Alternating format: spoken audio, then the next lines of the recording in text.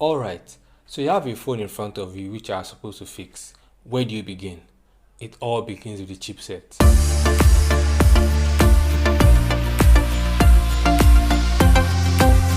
In this section, I'll be discussing 4 topics. 1. What is a chipset? 2. What are the common chipsets? 3. How do you determine the chipset of your Android device? And 4. What are the steps to take when trying to fix a device issue? Simply put, a chipset is a data flow manager. It manages data flow between your processor, memory, and other peripherals on your device.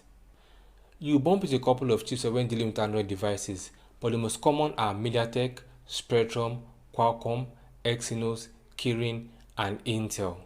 As I said, you might bump into a couple of other ones. It's very important you know the chipset of your device before you even begin fixing it. The reason that the chipset determines what kind of files, tools, and procedures you have to follow to fix the device issue.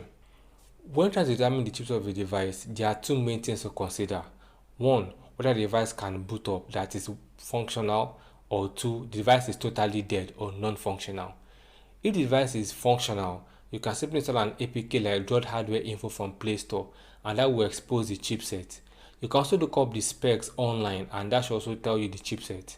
Now, the downside about looking up the specs online is that if it is a clone you are dealing with, then the specs are pretty much useless because you're not going to be getting the correct specs, are you? Now, in a case where the phone is dead, you are limited to looking up the specs using a box or a dongle. I'll discuss more about boxes and dongles later in this course. When trying to fix a device issue, there are 3 main questions I ask. First, how did the issue begin? Second, what were you doing before the issue began? And third, what fixes have you tried applying? When you have answers to these 3 questions, you know exactly what you are dealing with and how to proceed.